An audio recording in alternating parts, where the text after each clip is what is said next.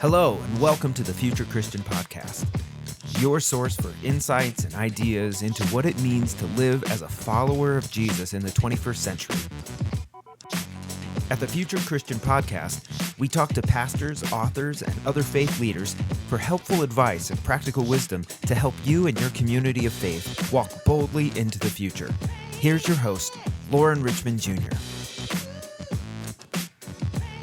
Welcome to the Future Christian Podcast. Today I'm welcoming Brian McLaren to the show. A former college English teacher, Brian was a pastor for 24 years. Now he's an author, activist, public theologian, and a frequent guest lecturer for gatherings in the United States and internationally. His work has been covered in Time Magazine, Newsweek, USA Today, the New York Times, Washington Post, CNN, and many other media outlets.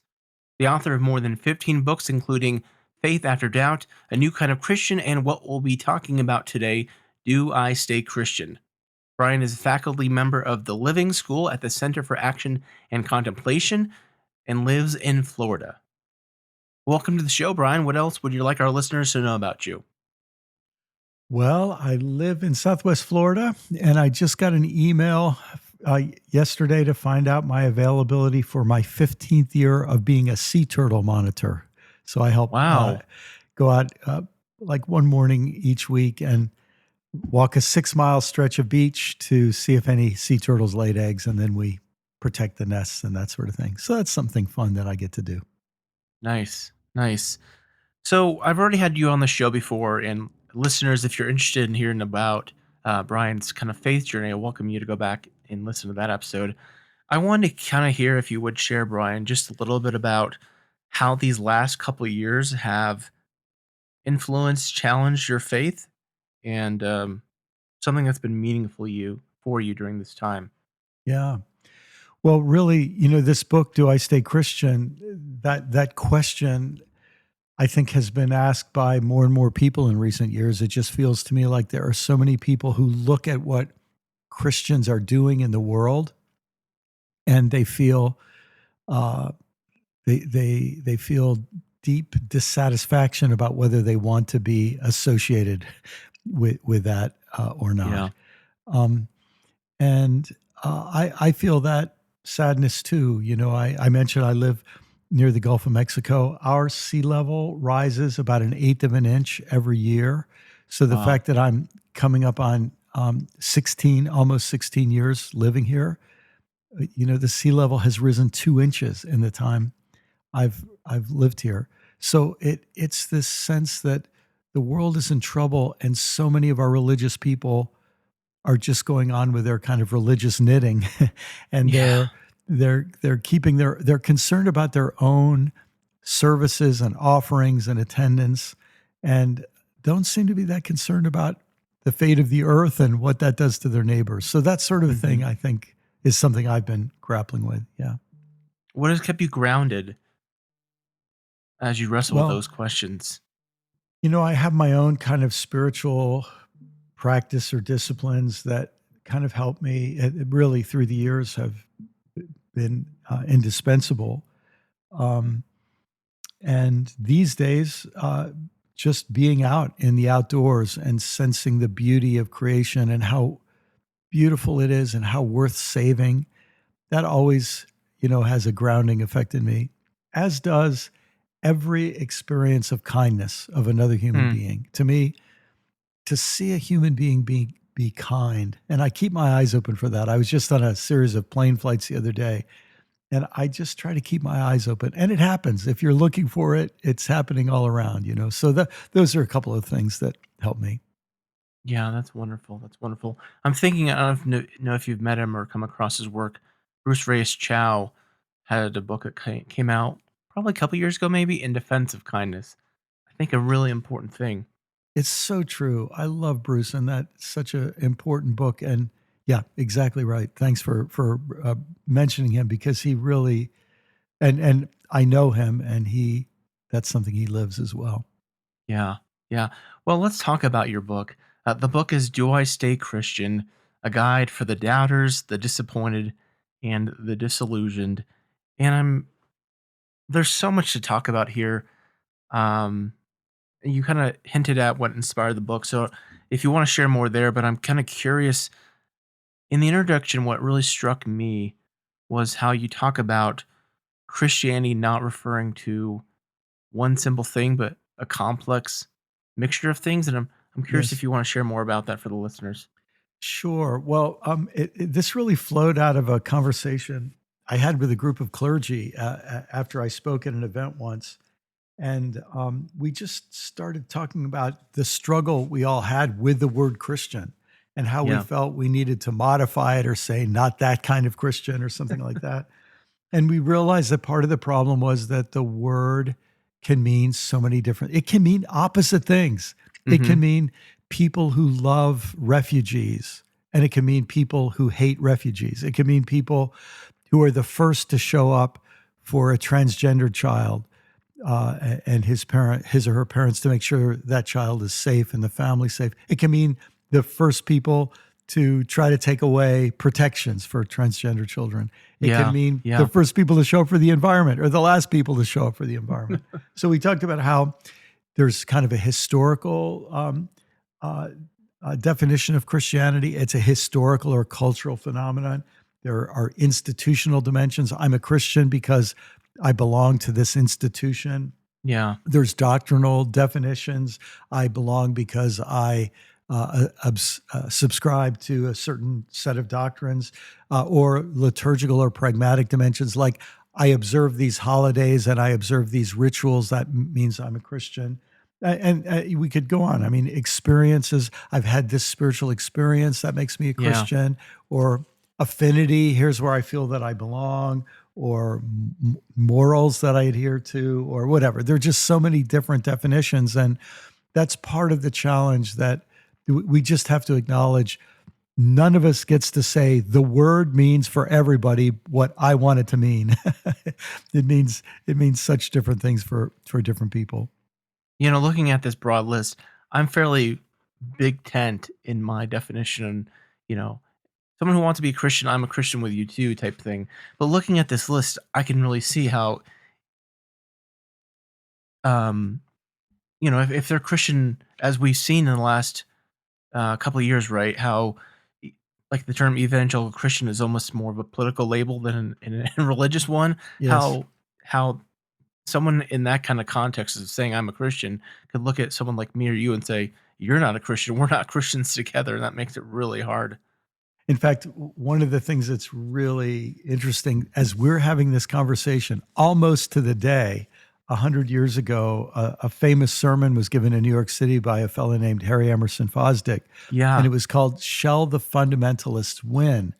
And what was going on exactly 100 years ago is a group of religious leaders had created a list of 5 what they called fundamentals.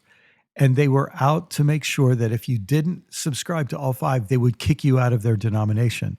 And there were these purges that were, that spread through denominations. And so this sort of thing happens, where people try to say, we're going to make up the new definition. And if you don't fit, we're going to get you out. well, it reminds me, you must have been on Twitter this morning seeing our friend and colleague Dinah Butler Bass. I need to try to get her back on the pod to talk about that, but uh, recommend her work for sure. It's such a Yes. fascinating conversation. Yes, and of course she's a church historian, so she Yeah, can take us into real depth on yeah. just that issue alone. Well, I recommend. I think the introduction alone sold the book for me for sure. So Oh, if you read nothing else, folks, just grab the book, read the introduction. You'll want to read the rest. mm, Um, so moving on, I think one thing that really hit me, and interestingly enough, I was reading this book, the first half at least of the book, and similarly, I was reading uh, a segment from a book as from I think the word it was religion as a public health mm, something related to original as a public health determinant. Excuse me. yes, yes. And reading your book, it very much negatively framed my understanding as religion as a public health determinant. At least the first half. Yeah. And boy, oh boy, are we seeing that kind of right now? And I want to ask you some more on this later. But you have something, kind of the first half of the book is kind of on some reasons, why not to stay Christian. And I think one thing that really stuck out to me was you talk about the cult of innocence. You Yeah. reference the pro-life movement, but also I think if I remember correctly, you kind of reference how we can all make cult of innocences Yes. for ourselves. Yes. Yeah, and I should say, I'm not saying that everyone in the pro-life movement has the same motivations, but Hmm. I was involved in the early years of the pro-life movement. I grew up in a fundamentalist background. Back then, to be fundamentalist meant you didn't get involved in politics. So for me Mm. to be involved in the pro-life movement was becoming more liberal, so to speak, in that, Mm. to get involved in politics itself was Yeah. a sort of a liberal thing to do. But what I have discovered in the writing of this book, Lauren, it was sort of suddenly I was able to put into words something I've been trying to express. I realized the role of shame in a lot of our religious communities. Hmm. Um, we we have various ways of shaming people. For some people, to call them a liberal is to shame them. For other people, Yeah. to call them a conservative is to shame them. And Seems like when these days to people call someone a moderate is almost to shame them too. That's right. Exactly right. Exactly right. So, and of course, this is true in religious contexts, and in some ways now on social media, it's like it's like these orgies of shaming people, Hmm. Hmm. and um, and what it has made me realize is when people feel shame, they have to do something about it. Mm. Uh, they either join in the shame game and they shame back, or they find somebody else to shame, or they find a way that they need to feel innocent again. And one of the ways that people frequently feel innocent is by finding someone that they can identify as a victim, Hmm. and then they defend the victim, and the innocent victim's innocence, the way I said it is they get a transfusion of innocence from the victim.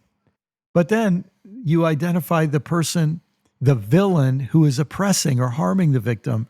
And then Hmm. by attacking the villain, you also get a bolster to your innocence. And Mm. this helped me. Of course, one term for this is scapegoating, where Hmm. we find somebody to blame and that makes us feel righteous. Yeah. So shame and blame are obviously intricately related, but this idea of a transfusion of innocence from an innocent victim, it struck me how powerful that is.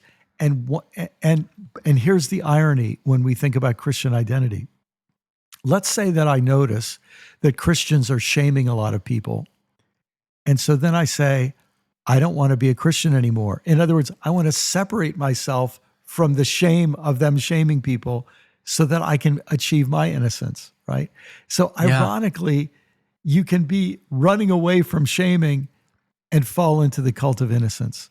And Boy, as I that's good. as I tried to grapple with this issue of innocence, it just made me appreciate in a new way this radical move of Jesus to define his goodness not as being separated or apart from or keeping his distance from anything shameful, but rather he demonstrated solidarity.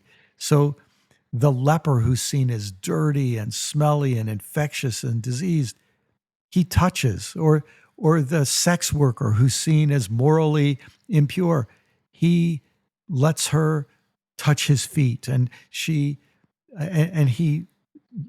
defends her dignity. Hmm. I mean, you just see this again and again. Jesus' approach is not distance for the sake of innocence, it's closeness for the sake of solidarity. I can't help but when you're just talking about this, especially when you brought the idea of Jesus as hearing soteriology, Mm. um, and that transfusion of innocence. We don't have time to talk about it, but I think there's a lot there for sure.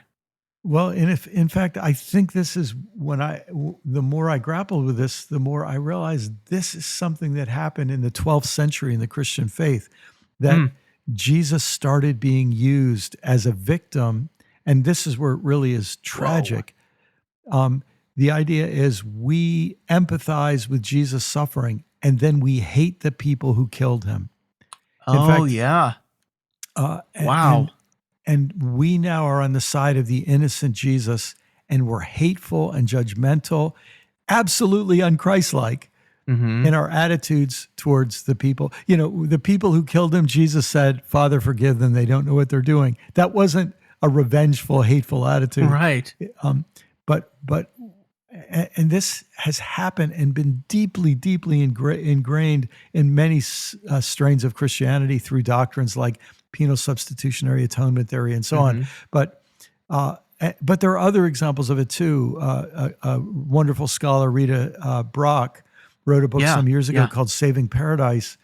And in that book, she talked about how this was a tactic of authoritarian leaders in the Middle Ages, Huh. like Charlemagne. Uh-huh. He wanted to muster troops in Southern Europe to go attack the people in Northern Europe. And so he said, these are heretics. They're the people, they're the kinds of people who killed Jesus. So Wow. in the name of revenge for Jesus being killed, he was able to motivate people's religion to go commit violence. So Yeah. it's a deep seated thing, and I'm glad that that this struck you, because it seems to me to be an important thing for us to grapple with now. Wow, that's pretty cool. I didn't pick it up first time reading the book, but just hearing you, it's kind of like blowing my mind. So good Mhm. stuff. Your conversation there about just the history. I mean, what we're talking 900 years at least of just problematic Yeah, folks acting in the name of Christianity. You highlight many examples in the book, but something that, and I imagine some of your readers might struggle with. I guess it depends on their framework, right? Perspectives. Is you state that the problems that plague white Western Christianity may simply be human problems. Mm. Tell me more about Well, that if you can.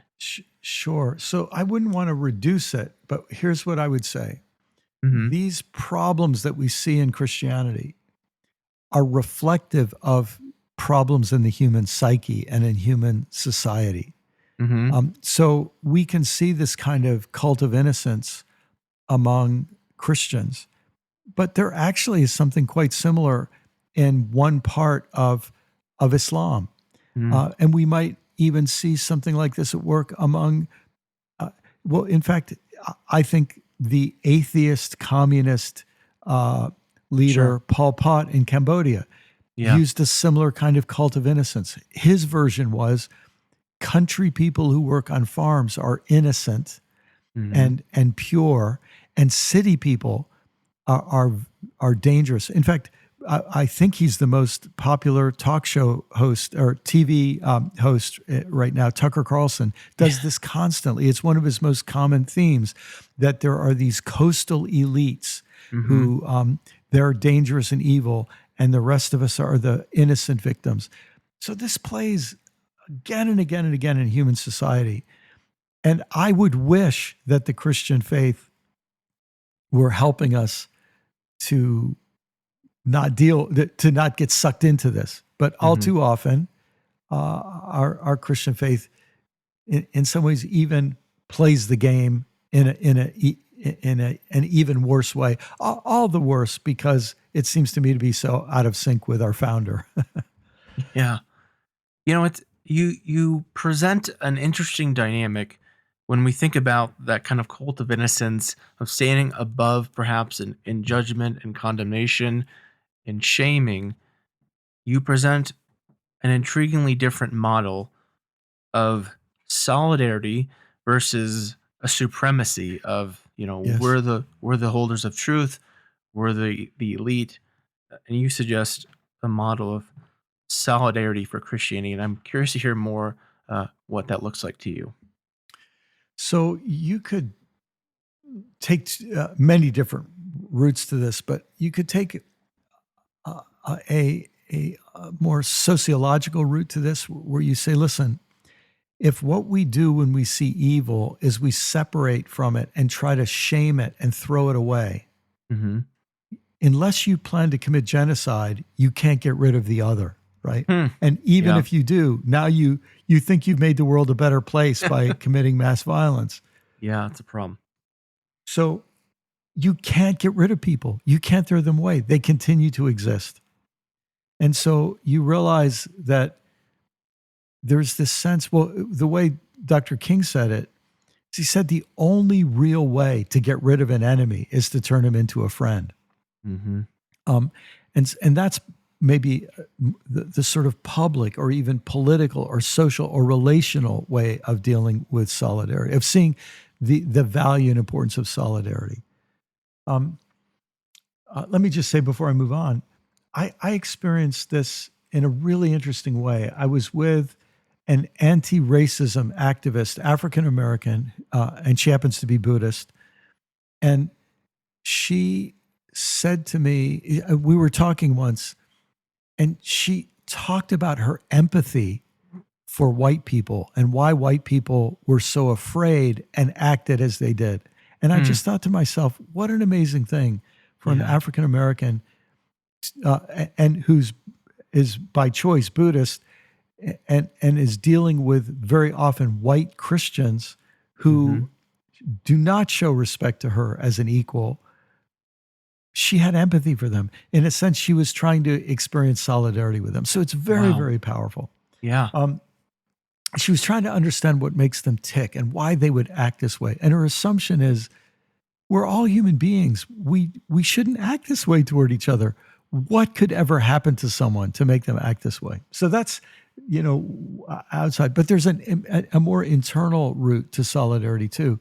And it's something that we often experience through contemplative practice, or that the mystics describe in many, many different ways. But it's the same essential experience where we realize on some deep level, we're connected to everybody.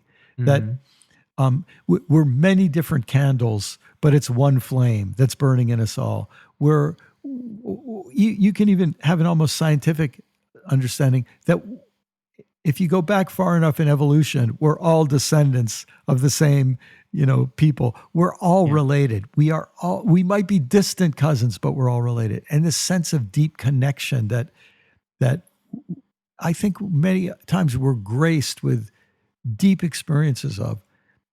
Then we look at people and we can't just hate them. We can't just write them off. We can't throw them away. They're our brother. They're our sister. They're our family. They're our relations. I know for many of my colleagues, the Imago Dei, speaking of a biblical Yes. foundation, is kind of Yes. the foundation of what shapes their kind of faith and dynamic to treat people equally and authentically and wholly. And this would be exactly this, that when we learn to train ourselves to say that when I meet a person, I'm looking for the Imago Dei. And my assumption is it's there. No, nobody is without it. It's part of Right. what it means to be a human being. And you can see it's not just an idea. It's actually a practice that we learn to feel and recognize. In fact, that brings to mind a passage that's always intrigued me in the New Testament. It's in 2 Corinthians, and Paul says something like this: from now on, we cannot recognize anyone according to the flesh. In other words, when we see a person, we don't just say, oh, Jew, Gentile, man, woman, rich, poor, cool, uncool, sexy, unsexy. We can't see people that way anymore. We are a new creation, and we see them in a new way. And that's where these practices that I think are so important for us to move forward without continuing to inflict the damage that's all too familiar to us. They're deeply spiritual practices, and this is the kind of work I think that our faith communities should be doing, helping us learn to see people this way. Yeah. Now, speaking of the Bible, you have an interesting quote or interesting perspective on the Bible that I wanted to highlight. You reference, if I understand it correctly, the Bible as a floor rather than a ceiling. And I think at first glance, folks might say, "Oh yeah, the Bible's the foundation of my faith."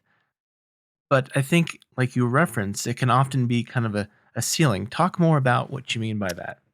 Okay, so Let's imagine we lived about 4000 BC. It's somewhere around the time of Abraham. Mm-hmm. Um, there was a saying then, and in fact, we find it in the Hebrew scriptures: an eye for an eye, a tooth for a tooth. Now, if we accepted that statement, what it would mean is if somebody makes you blind in one eye, you make them blind in one eye.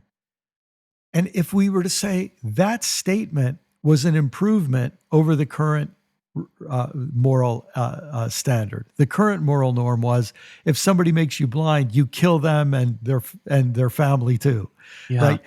And so that statement in its context would be a way of saying we gotta move away from this barbarity, But if you stayed there, Jesus comes along and says, "You've heard it said, an eye for a tooth for a tooth." I say to you, don't return evil for evil. If someone strikes you on one side of the face, turn the other cheek. He's saying, don't be involved in vengeful violence at all, right? So he takes us a step farther. And that's what I mean by a floor. When we have moral guidance in the Bible, I don't think we should see it as this is as good as people can ever be. Mm-hmm. I think we should say that God is always inviting us to the next step of growth. Mm-hmm. And so it doesn't provide a ceiling for us. It shows how, in a sense, the floor has been moving up, how the standard has been rising through time.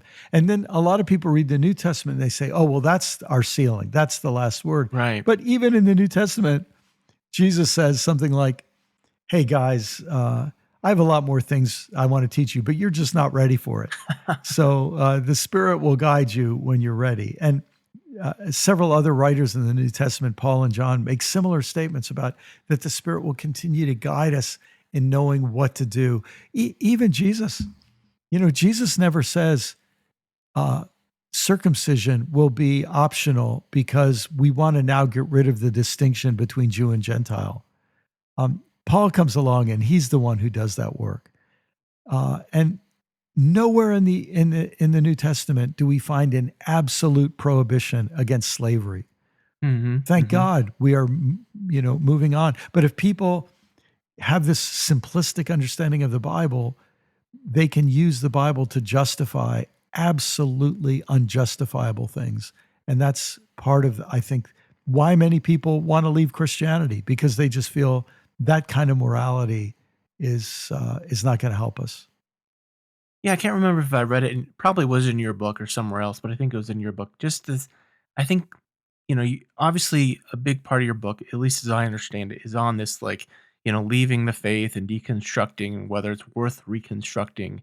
And I think that's what's so helpful about this framework is that the Bible can be a quote unquote stumbling block for so many people when we're wrestling with things like inerrancy and problematic passages and lack of prohibitions on slavery. As you said, when it's seen as like the ceiling, as this is what a perfect moral life looks like, rather than I don't know what would be like a.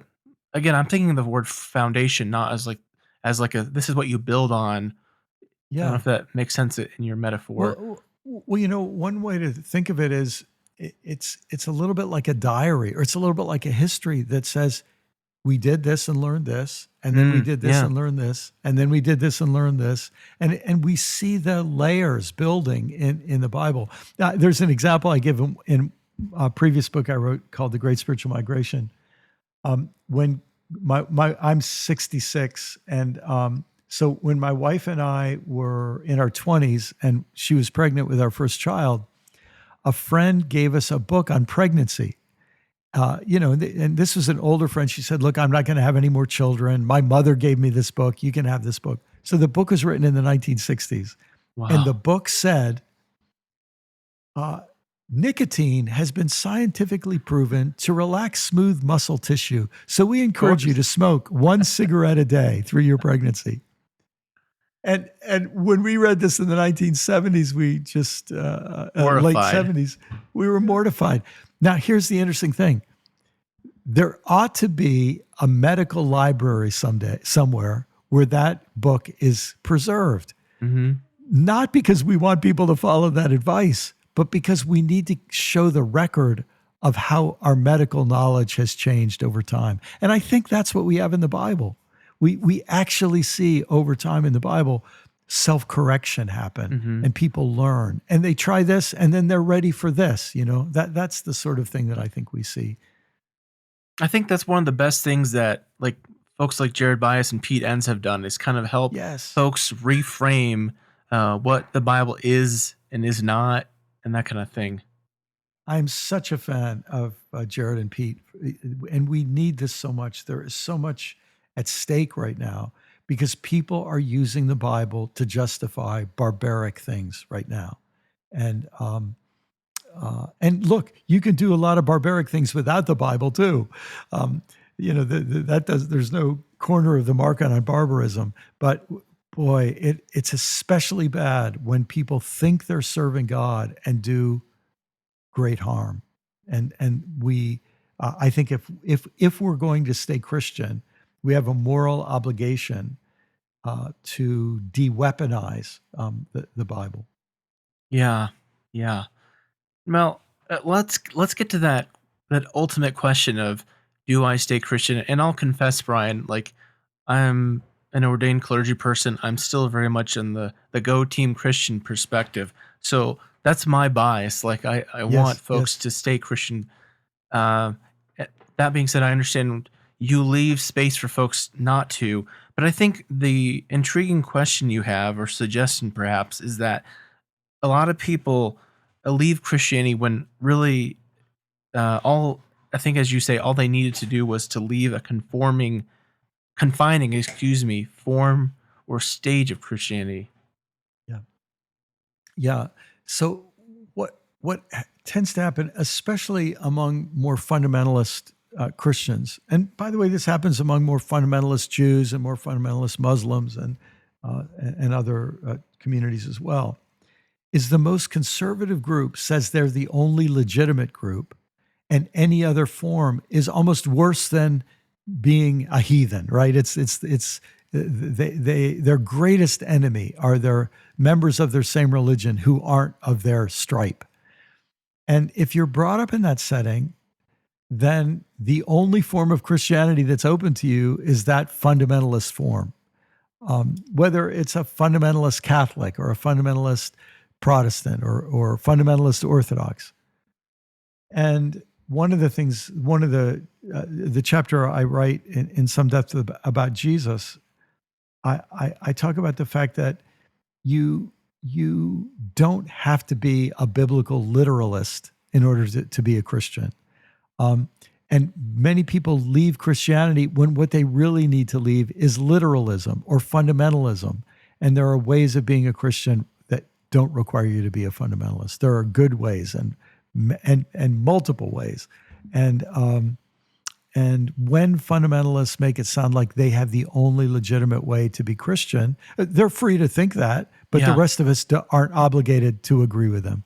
Yeah. What I'm thinking again, I'm thinking perhaps as a pastor here, like I don't even know where to start because I think that's one of the challenging things is again, I experienced this growing up as a independent fundamental Baptist. Like Yes. really it was like you say, like the liberals were excuse me, I can't get that. Were worse than than the unsaved, than the unchristian. Yes. Like it, I feel like I see that all the time is folks just know one way of doing Christianity and say this must be it. I mean, is there any hope? Because it Mm. seems like folks can be so um, hidden or secluded from Yeah. perspective in those kind of churches that they just assume it's this way or no way. Yeah, well, here's the irony. You're an example that there's hope, and I'm an Yeah, it's example that true. there's hope because we both grew up in these kind of backgrounds, and and uh, so yes, there definitely is hope, but it's not hope that says so let's just be complacent. I think it's Hmm. hope that means we have to actively and winsomely let people know that there are options. Again, it goes back to your point about your metaphor of ceiling versus floor. Yeah, And yeah, I personally at least feel a lot more compelled by something that's supporting me, giving me options to reach out rather than a limiter. Yes, yes. I wrote a book some years ago called "We Make the Road by Walking," and another way Hmm. to say the same thing is the history or tradition that we have inherited. If we think of it as a path that's brought us up to this point, but the path doesn't exist beyond this point because it's the job of people in each generation to extend the path in their own time. Yeah. Um, and uh, and so we receive our past not as a ceiling. You can't do any better than this. No, Hmm. in fact, one of the things that really I don't think I ever said as clearly as I was able to say in this book is that every one of us receives an inherited version of the Christian faith. And when we pay attention to the flaws in what we inherited, when we are honest about the flaws and we learn more about many that have been kept a secret, we realize we not only have permission to improve the version of the faith that we inherited, that we pass on to others, we have a moral obligation to improve it. Hmm.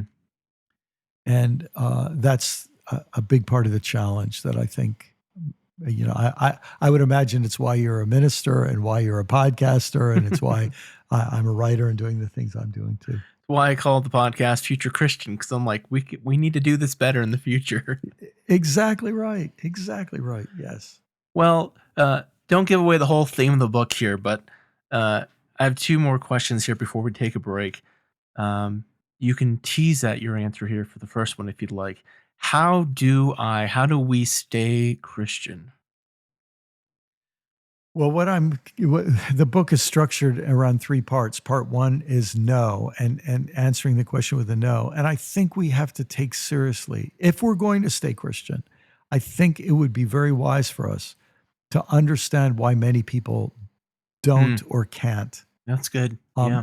and if we do that, it will help us make sure, if we pay real attention to the flaws and blind spots and weaknesses and harm done by our religion, it will help us moving forward to not repeat those mistakes.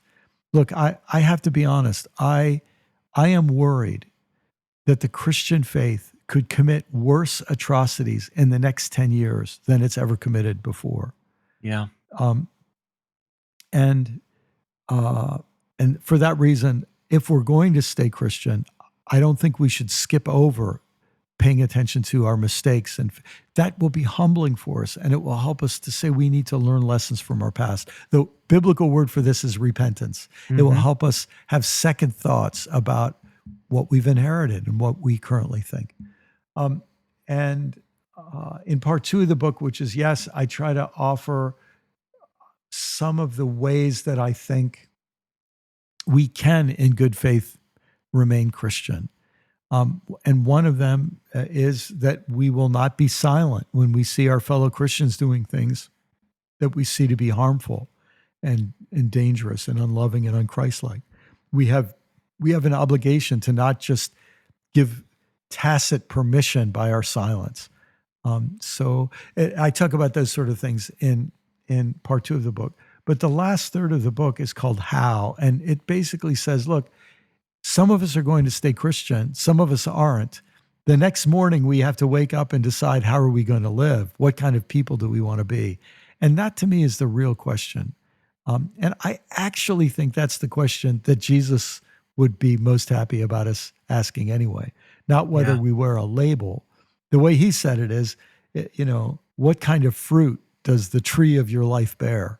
And that to me is the question looking forward that I think is a morally wise and good and theologically sound question to grapple with. One more question I want to ask you, if I can, before we take a break. This is not related to the book per se, but I keep seeing so many good, faithful pastors leaving church ministry, and maybe I should say that differently. I don't believe they're leaving ministry per se, leaving professional ministry roles, perhaps. Literally talking with a friend about that today. someone else leaving. What what advice, do you have for pastors as Mhm. someone who's been in ministry a long time yourself, thinking about this context we've talked about, what's happening today? Yeah, it's interesting. I actually wrote a special appendix at the back of the book for pastors because this is not an easy time to be a pastor. So one of the first things I would say is if you need some time away, please take it. Please take it. If, a lot of us have been, it's kind of like warfare, and we have a lot of people who have been wounded in battle. We have a lot of people who have been harmed. And I think of a friend of mine who called me one day and he said, Brian, I'm just calling you. I'm going to write my letter of resignation today. He was a pastor of a church nearby where I was a pastor. And I was so sad to think of him gone because I relied on him as a friend and colleague. And I tried to convince him not to quit. And he said, Brian, I just was with my counselor I've been going to because I've been suffering from depression. And he said, my counselor looked over her notes and she said, over the last year, every single month that I've come in, I'm less healthy mentally and emotionally. Wow. And she said to me, you're going to have to make a decision if you want to stay in this job and have less to offer your wife and children, or Mm, if you're going to stop. And as soon as he said that, I thought he needs this time away, right? yeah. Um, so that's the first thing I'd say, and there's no shame in that.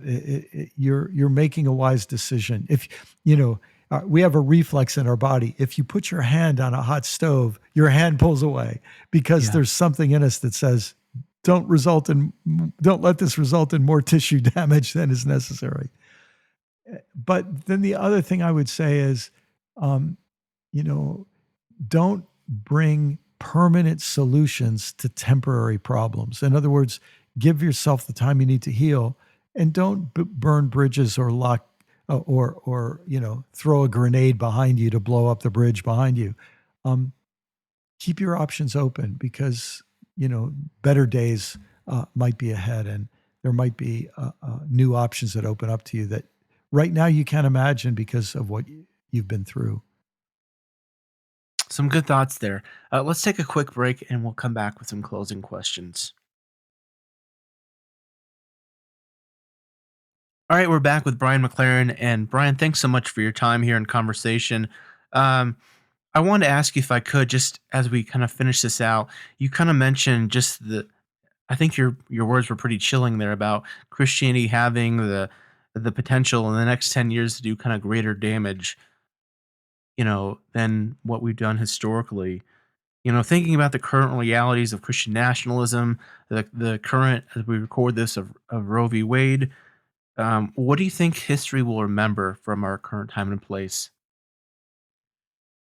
Well, I mentioned this in the book. I think historians, if the human race survives this tough time, I think historians will look back and say, in the 1400s, even before the 1400s, but especially in the 1400s, the Christian religion unleashed an era of colonialism Hmm. where they felt their theology led them to believe that God gave them an exception. They became exceptional. They had an Hmm. exception from the normal moral rules. So they're allowed to enslave other people. They're allowed to conquer other people. They're allowed to, and they're allowed to exploit the earth. And they're allowed to take resources from the earth faster than they can be replenished. And they're allowed to pump out wastes and toxins faster than they can be detoxified by natural processes.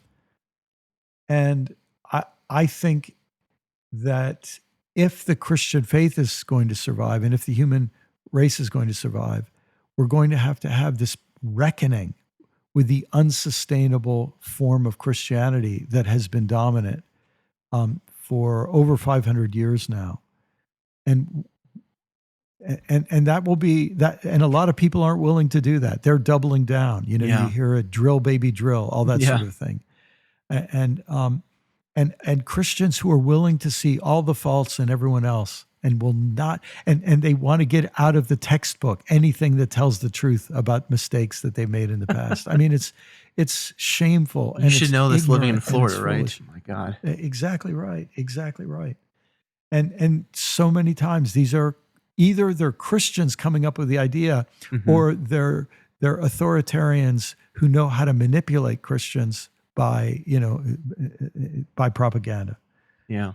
Um, and the flip side of this is we could be on the verge of a kind of renaissance and reawakening, so that at the end of this we'll have a new relationship with the earth that's deeply rooted in our faith. And we'll have a new relationship with the poor. And we'll have a new relationship with people who are different from us. We'll have a new relationship with people of other religions, not one of colonization and conquest and domination and supremacy, but as we were saying before, a relationship of solidarity.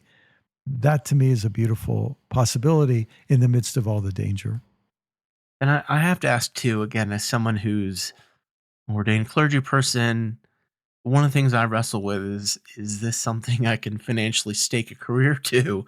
I think, is it Ryan Burge who put out some statistics recently on just the Christian trends in America, especially among mainline, just kind of like a lot of downhill stuff. Yeah. What do you have?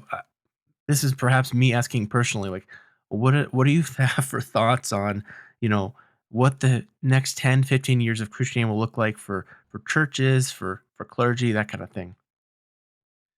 Well, I think we're in, I'm going to say something that is cynical right now. Okay. Yeah. I think if you want a fast track to religious prosperity, build your religion on hate and fear and shame and Yeah. revenge, Yeah. and be willing to sell your soul to Donald Trump or the next Donald Trump that comes along, and you'll be able to find people who want to come to your church, and because you'll be feeding something that's a kind of cultural phenomenon that's going on. It's not just happening here in America.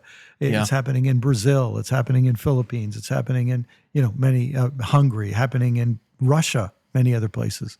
This resurgence of authoritarianism with religious puppets, or what some people might say religious lapdogs, who are Yeah. glad to get the crumbs from the table as long as they comply.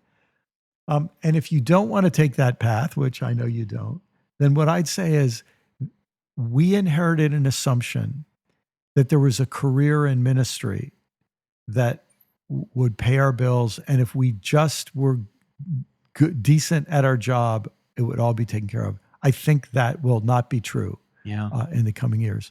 And what that means is freedom in a certain way. Instead of other people defining our role, I think we're going to have to define our role. And that might also mean that we're going to have to take more responsibility for our financial income. And what that might mean is that we have to be more creative. And so part of our income will come from this church, and part of our income might come from that church, and part of our income might come from this online thing we do.